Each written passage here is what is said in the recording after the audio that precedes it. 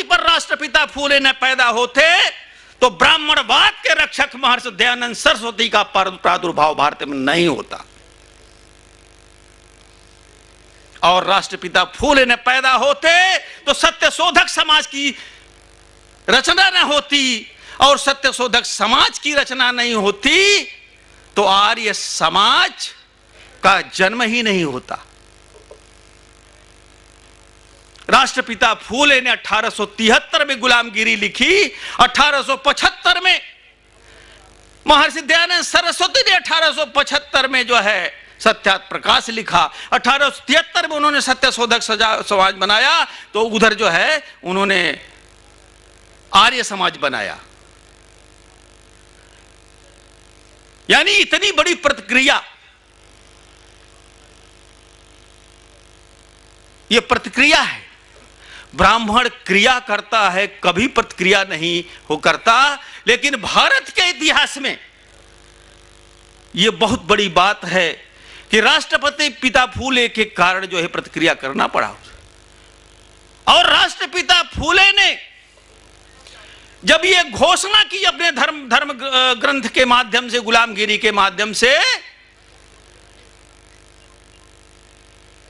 कि सेठ जी भट्ट जी विदेशी हैं, ईरान से आए हैं, और ये शूद्र अति शूद्र इस देश के मूल निवासी हैं, तो इस बात को डाइवर्ट करने के लिए उसने हमारे ओबीसी समाज को कहा कि हम सभी आर्य हैं,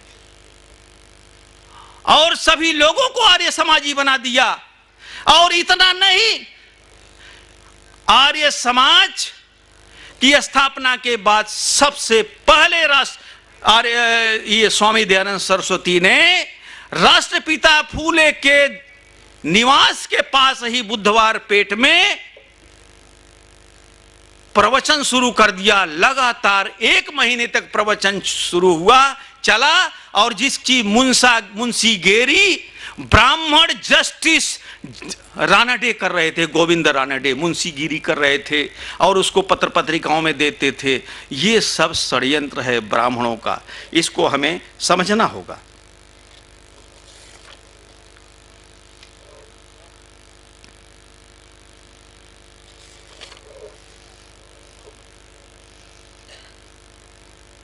साथियों,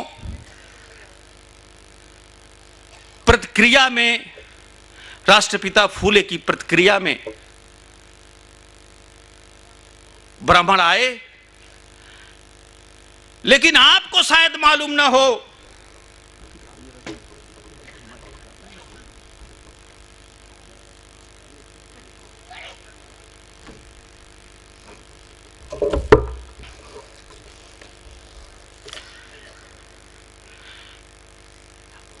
जिस तरीके से चर्चा होती है, कहते हैं कि हाथी की आंखें छोटी छोटी होती है, अगर वो अपनी शरीर देख ले पूरी तो फिर वो अपनी ताकत का इजहार वो कर देगी। इस तरह का गांव में चर्चा होती है। और साथियों, आप लोगों को भी अपनी ताकत का एहसास नहीं है, ऐसा मैं मानता हूं कि वाम से संगठन और मूल निवासी संघ की क्या ताकत है। यह पहली बार ऐसा हुआ है कि ब्राह्मण वामसेप और मूल निवासी संघ के खिलाफ पूरे भारत में ये किताबें छपवा करके बांट रहा है। बोलो अब किधर जाओगे, ये मुझे भी मालूम नहीं था। मैं पंजाब के होशियारपुर में कार्यक्रम में गया हुआ था, और मैं रेलवे स्टेशन पर पहुंचा। मुझे छोड़ने के लिए मेहर चंद जी, हमारे वामसेप के साथी कार्यकर्ता, मुझे छोड़ने आए तो बोरकर साहब का टेलीफोन आ गया स्टेशन पर।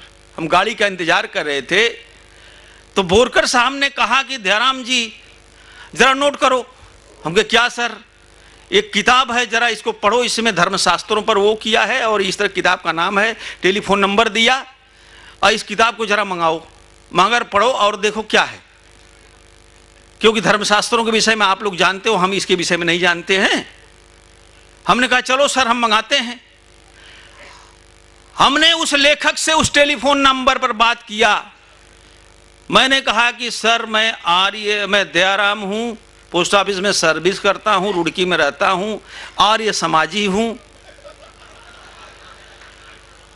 और मैंने एक किताब सुना है, मैंने अभी देखा नहीं है, कि आपने बहुत अच्छी किताब लिखा है और बड़ा ही अपने हिंदू धर्म के लिए बहुत अच्छा है।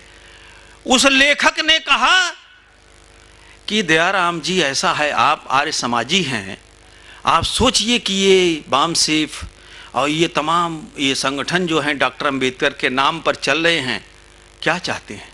हमारे हिंदू धर्म को, हमारी संस्कृति को, वैदिक संस्कृति को नष्ट करना चाहते हैं। इसलिए आप पूरे देश में हम साहित्य किताबें बांट रहे हैं और ये सारे साहित्य हम पूरे देश में बांट करके इनका आरक्षण खत्म करेंगे और ये करेंगे वो करेंगे। हमने कहा कि हम भी यही चाहते हैं,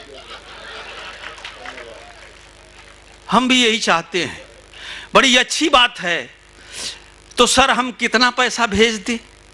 अरे कोई पैसे से जरूरत नहीं है, आपकी धारणा अच्छी है, आप पैसा ना, हम कहा नहीं, देखिए बिना पैसे से कोई वो नहीं चलता है।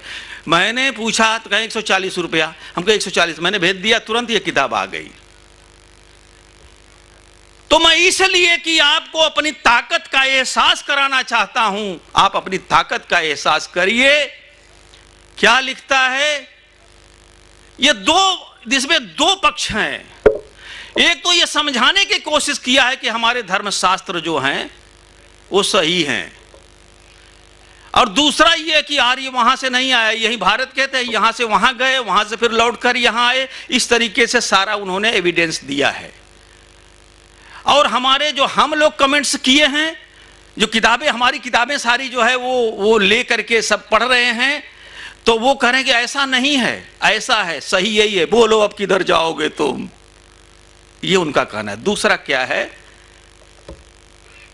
कि ये जो कुछ जड़ है बदमाशी की, ये लॉर्ड मैकाले की बदमाशी के कारण हुआ है। उसने अगर शिक्षा का ये दरवाजा न खोलता, उनकी धारणा बता रहा हूं, तो ये स्थिति न पैदा होती। वो कहते हैं ना, रामचंद्र कह गए सिया से, एक दिन कलयुग आएगा, हंस चुगेगा दाना तिनका, कौवा मोती खाएगा।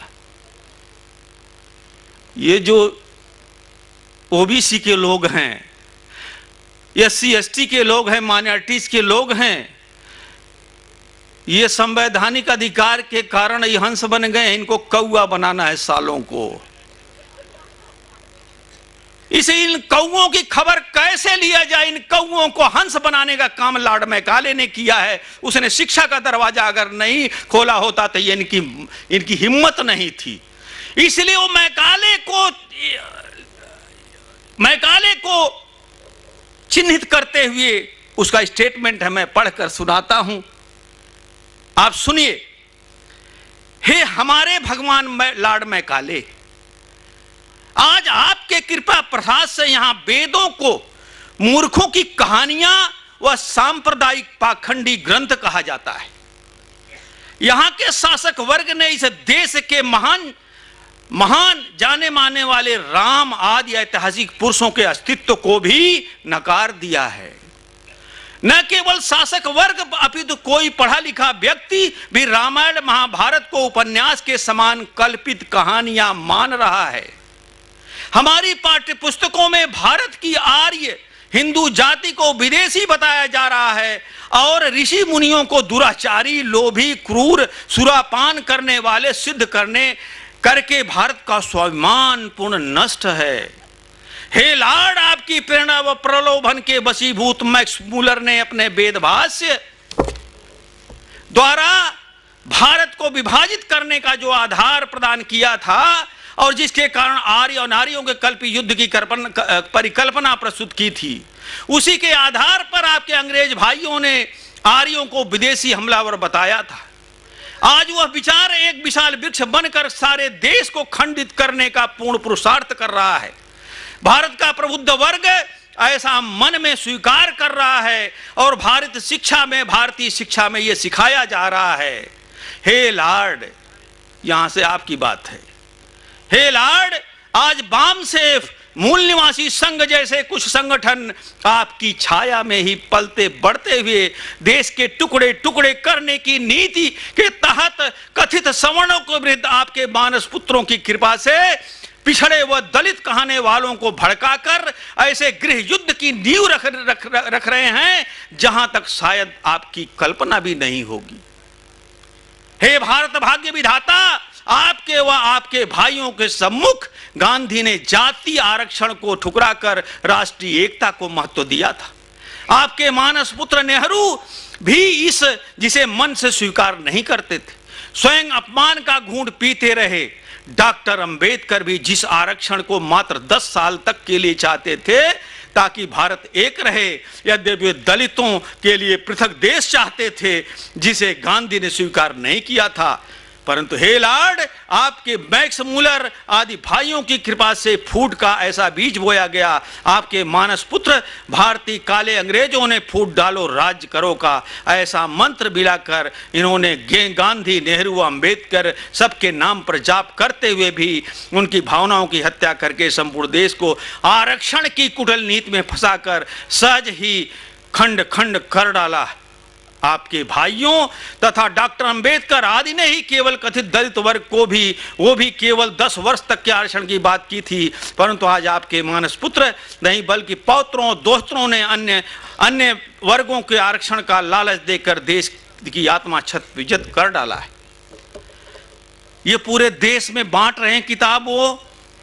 और जो उन्होंने मुझे बताया कि हम पूरे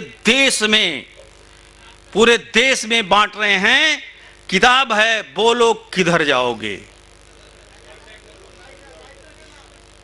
राइटर ब्राह्मण है आर्य अग्निमित्र नैष्ठिक।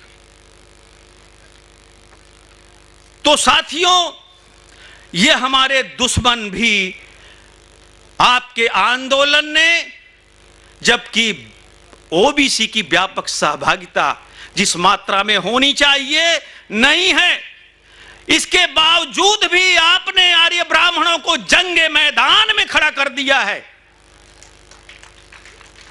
आ जाओ, बड़े सातिराना अनजान में हमारे ऊपर हमला करते थे, आ जाओ आमने सामने।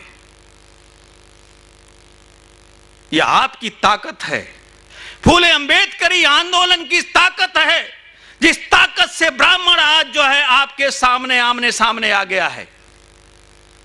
पिछड़े वर्ग को, अन्य पिछड़े वर्ग को हमें समझना होगा कि हमारे पुरखों ने बड़ी मुसीबतें, बहुत परेशानियां उन्होंने झेला है और जिसके कारण हम इस स्थिति में पहुंचे हैं। साथियों, आपको मालूम है कि बंबई में 26 कौन सा सन था, 26/11 को बहुत बड़ा हादसा हुआ और उस हादसे में क्या हुआ क्या नहीं हुआ, मीडिया ने क्या क्या प्रचार किया, जो प्रचार किया वही हमारे लोगों के दिमाग में भरी हुई है।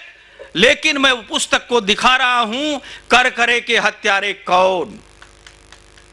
जिस दिन आप पढ़ लेंगे आपको क्लियर हो जाएगा कि कोई पाकिस्तान का आदमी नहीं आया था मारने के लिए करकरे को, क्योंकि उनकी व्यवस्था पर हमला हो रहा था, उनके लोग पकड़े गए थे जिसमें ईमानदारी से करकरे जो है न्याय के साथ काम कर रहा था, इसलिए उसको मारना जरूरी था।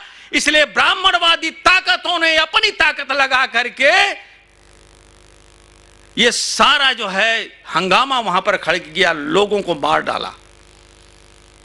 और जो मारने वाले गोलियां बदमाश चला रहे थे वो मराठी बोल रहे थे। इस पुस्तक में लॉजिक के साथ पूर्व आईजी एसएम मुशर्रफ ने इस बात को लिखा है और कारण भी बताया है। हमारे साथियों, जब हम बताते हैं, बामसेफ संगठन स्पष्ट करता है, एससी एसटी ओबीसी माइनॉरिटीज के लोग हम सब एक खून के लोग हैं, हम इस देश के मूल निवासी हैं, हम एक दूसरे के दुश्मन नहीं हैं। हम भाई भाई हैं, इसको हमें निर्मित करना है वामसेफ संगठन के माध्यम से और भी तमाम संस्थाओं के माध्यम से, अपनी कलम के माध्यम से। ऐसे मुशर्रफ ने उस कारण को बताया है कि दंगे फसाद कब से शुरू हुए, किस कारण से शुरू हुए, इसी पुस्तक के पृष्ठ संख्या 26 पर उन्होंने लिखा है। वो भी मैं पढ़कर सुनाता हूं। 19वीं सदी के अंत में पुणे, महाराष्ट्र के ज्योतिबा फूले ने, जिनके बाद में महात्मा का खिताब नवीन इतिहास में पहली बार दिया गया, लंबे समय से चल आ रही ब्राह्मणवादियों की मक्कारी को उजागर किया। उन्होंने सर्वजन हिंदुओं, दबे कुचले लोगों और महिलाओं के लिए जिनको शिक्षा से वंचित रखा गया था स्कूल खोले।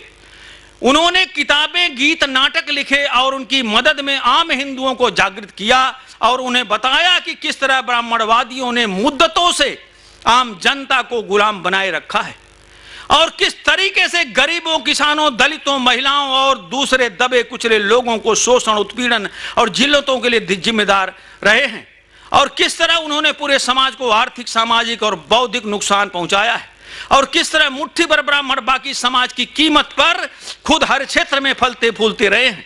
महात्मा ज्योतिबा फूले ने इस जागृति अभियान में समाज का व्यापक प्रभाव डाला।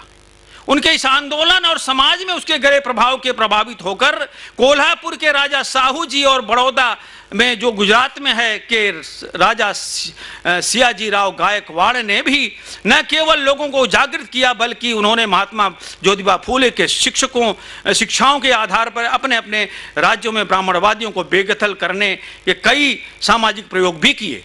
लगभग उसी जमाने में दक्षिणी भारत में रामास्वामी नायकर, नारायण गुरु और समाज सुधारक ऐसी ही जन जागृति के आंदोलन में शुरू किए। 19वीं सदी के अंत तक महाराष्ट्र और कई दक्षिणी राज्यों में आंदोलन खूब जोर पकड़ चुके थे और बाकी देश में फैलने लगे थे। यही स्थिति ब्राह्मणवादियों के लिए गंभीर चिंता का कारण बन गई थी, जिन्हें यह खतरा पैदा हो गया था कि अगर यह आंदोलन पूरे देश में फैल गया और आम हिंदुओं के दिमाग में यह बात बैठ गई कि उनके सारे दुख, दर्द और कष्टों के मूल रूप में ब्राह्मण ही जिम्मेदार हैं, तो वे उनको छोड़ेंगे नहीं, निश्चित रूप से इनको मार डालेंगे। ये एसएम मुशर्रफ साहब, पूर्व आईजी, ये कारण बता रहे हैं और जिस कारण से यहां पर सांप्रदायिक दंगे किए गए, हमारे लोगों को आगे करके मुस्लिम समाज के ऊपर दंगे फैलाए गए। आगे है, मैं ज्यादा। तो साथियों, यह सबसे बड़ी बात है कि आपके आंदोलन से ब्राह्मण जंगे मैदान में आ गया है। लेकिन साथियों, जब अन्य पिछड़ा वर्ग अपने पुरखों को ही नहीं जानता तो षड्यंत्र को क्या समझेगा। शिक्षा का बाजारीकरण कब शुरू हुआ, कब जोर पकड़ा?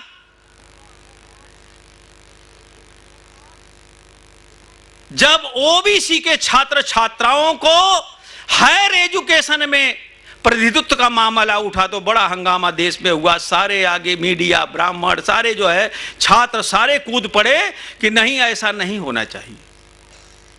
और यहां तक कि करुणानिधि जो ओबीसी के जो है मुख्यमंत्री हैं तमिलनाडु के रहे, उन्होंने कुछ कमेंट्स कर दिया तो अयोध्या के एक संत ने फतवा जारी कर दिया कि जो तमिलनाडु के मुख्यमंत्री करुणानिधि का सिर काट कर लाएगा उसे अयोध्या के संत सोने से तौलेंगे। यानी यह स्थिति है। और जब इन्होंने देखा कि इनको हक अधिकार देना पड़ेगा, इसलिए शिक्षा का बाजारीकरण शुरू कर दिया। बाजार में जिसके पास पैसा होगा वही अपने बच्चों को पढ़ा सकेगा। सर्विसेज का निजीकरण कर दिया। मैं आपको प्रमाण के साथ बता रहा हूं, उत्तराखंड के करीब 25 किलोमीटर के अंदर में तमाम बहुराष्ट्रीय कंपनियों की फैक्ट्रियां लगी हुई हैं और उस फैक्ट्रियों में ब्राह्मण, बनिया केवल 2 जाति के लोग हैं और शेड्यूल कास्ट, पिछड़े वर्ग का कहीं पर खोजने पर भी नहीं लोग मिलेगा। ये निजीकरण है सर्विसेज का। कहां से हमारी आर्थिक स्थिति सुधरे? क्यों आर्थिक स्थिति सुधर नहीं? क्योंकि ये अपने पुरखों के लिए, अपनी उनकी व्यवस्था के लिए वफादार हैं। उनकी व्यवस्था कहती है सक्ते नापि ही शूद्र न कार्यो धन संचय। शूद्र शक्तिशाली होने पर भी धन संचय न करे, शूद्रम ही धनमासाद्य ब्राह्मणान नौ बाधते। अगर शूद्र धन संचय करेगा तो ब्राह्मणों को दुख पहुंचाएगा, इसलिए शूद्र संचय न करे, यह धर्मादेश है।